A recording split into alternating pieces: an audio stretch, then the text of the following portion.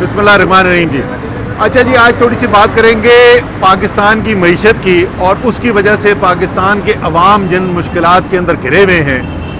अब एक लंबा अरसा गुजर गया है। शहबाज शरीफ साहब जो हैं उनको वज़ीर आज़म बने हुए 3.5 साल का अरसा गुजर गया है और जो खुद एतराफ़ जुर्म होता है ना, उन्होंने एक खुद एतराफ़ जुर्म कर दिया। 3.5 साल वज़ीर आज़म बनने के बाद उन्होंने 8 कमेटियां तश्कील दी हैं जिसके अंदर निजी शोबे के भी लोग मौजूद हैं।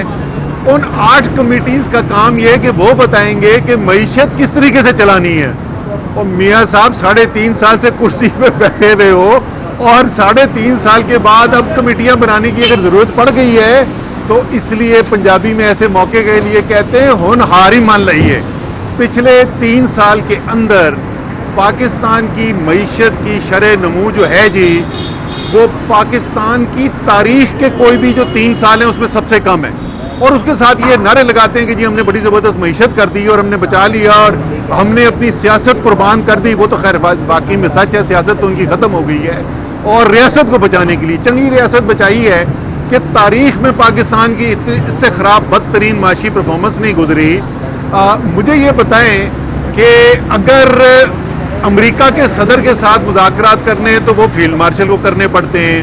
मईशत में कोई काम शाम करना है, बाहर से सरमायाकारी लानी होती है तो उसके लिए SIFC होती है। अगर दहशतगर्दी से मुकाबला करना है तो उसके लिए फौज इस्तेमाल हो रही है। और जाहिर है अगर बॉर्डर के ऊपर हमला होता है तो वही करते हैं, फौज नहीं करना होता है। तो ये जो इस वक्त मियाँ साहब की फॉर्म 47 की हुकूमत बैठी हुई है, इसका मकसद मुंतहा क्या है? अगर कोई काम भी इन्होंने नहीं करना तो इनका क्या, कोई गटर साफ करना और नालियाँ साफ कराना इनका काम है? तो मियाँ साहब आपने ये कमेटियां बना के खुद इतराफ़ जुर्म कर लिया है कि आप मईशत ठीक करने में नाकाम हो गए। तो मेहरबानी करें इस फॉर्म 47 की सहूलत से मिली हुई कुर्सी को छोड़ें और एक ताज़ा इंतखाबात करवाएं और अवाम के मुंतखब नुमाइंदों को मुल्क चलाने दें।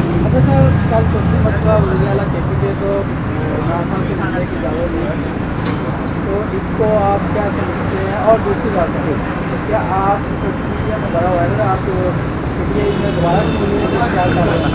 अच्छा, पहले मैं दूसरे वाले सवाल का जवाब पहले दे दूं। ये पूछ रहे थे कि क्या मैं PTI में सोशल मीडिया पे, तो ये एक खौफजदा ग्रुप है, ठीक है ना, तहरीक इंसाफ का। तो वो भी हमारे अपने ही साथी हैं पुराने। तो उस खौफजदा ग्रुप को मैं कहूँगा कि भाईजान आप एक काम करें ना, ये मेरा नुस्खा आजमाएं। 1 गिलास ठंडा पानी पिएं, 2-3 ठंडे ठंडे सांस लें और फिर आंखें बंद करके दिमाग में बार बार बोलें असद उमर नहीं आ रहा, असद उमर नहीं आ रहा, असद उमर नहीं आ रहा। इंशाल्लाह आपको तशफ़ी होगी। अच्छा, दूसरा सवाल जो आपने पूछा था वो क्या था जी? वज़ीर आला KP के देखें जी, इस वक्त जो पाकिस्तान की सूरत हाल है, जो बॉर्डर के ऊपर अफगानिस्तान के साथ हमारी सूरत हाल है, जो दहशतगर्दी जिस तरीके से बढ़ गई है, जिस तरीके से हमारे फौजी, हमारे सिक्योरिटी एहलकार, पुलिस वाले शहीद हो रहे हैं इस दहशतगर्दी की वजह से, तो एक बहुत ही हसास सूरत हाल है खैबर पख्तूनख्वा की। वहाँ पर एक खुशाइंद बात हुई। पहले ये कहा जा रहा था कि जी सुहेल अफरीदी को जो है वज़ीर आला नहीं बनने दिया जाएगा, लेकिन उसके बाद मैंडेट का एहतराम किया गया। ये अच्छी चीज़ है, खुशाइन चीज़ है। उसके बाद ये भी अच्छी बात हुई कि खबर आई कि कोर कमांडर साहब जो हैं वो खुद गए सुहेल अफरीदी से मिलने के लिए, उनको मुबारकबाद भी दी। ये अच्छी बातें हैं। वहाँ पर वफाक की, रियासत की, खैबर पख्तूनख्वा की हुकूमत के साथ एक अच्छा ताल्लुक हो, ये पाकिस्तान के हक में है। इसलिए एक छोटी सी बात है, वज़ीर आला जिसके नाम से इलेक्ट हुआ है, जिसने उसको नामजद किया, जिसके वोट के ऊपर वो वज़ीर आला मुंतखब हुआ है, उससे मुलाकात के लिए वो कह रहा है। मेरे ख्याल में ये बहुत बड़ी गलती है कि उसको मुलाकात नहीं करने दी जा रही। उसको मुलाकात करने दी जाए ताकि वफाक और खैबर पख्तूनख्वा की हुकूमत जो कौमी मामलात हैं उसके अंदर एक साथ अच्छे तरीके से काम कर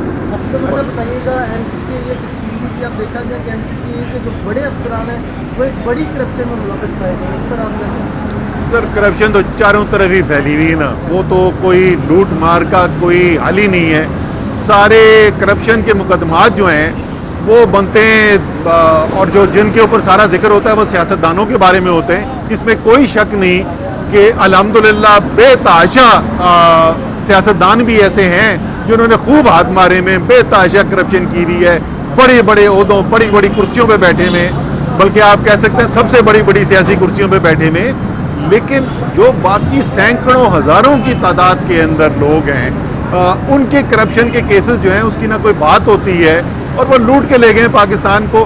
تو 20 سال 25 سال محنت کے باوجود پاکستان کرپشن کے خلاف اس جنگ کے اندر مکمل طور پر ناکام. اچھا سر، یہ بتا دیں کہ ترکی میں جو ہے وہ افغانستان کے ساتھ مذاکرات ناکام ہوئے ہیں، خواجہ آصف نے سب جو ہے وہ وارننگ کی ہے، کیا سمجھتے ہیں کس طرح سے اب چلنا چاہیے؟ یار یہ بتاؤ، یہ کوئی اگر لاہور میں جو فلمیں بنتی ہیں یا کوئی کم سے کم ڈرامے بنتے ہیں اس میں کوئی آپ کا کوئی تعلق والا ہے نا، خدا کا واسطہ یہ کوئی سلطان رائی والا رول دلا دو خواجہ آصف کو، یہ پڑکے چھڑکے ادھر جا کے مار گیا کریں.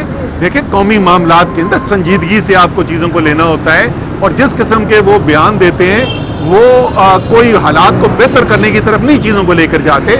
خوشائن بات یہ ہے کہ ترکی کا بھی بیان آ گیا ہے، پاکستان اور افغانستان کے اندر اتفاق ہو گیا ہے کہ 6 نومبر تک سیز فائر آگے جاری رہے گا. ان دونوں ملکوں کے لیے، صرف پاکستان کے لیے نہیں، افغانستان کے لیے بھی انتہائی ضروری ہے کہ پاکستان اور افغانستان کے آپس میں تعلقات اچھے ہوں.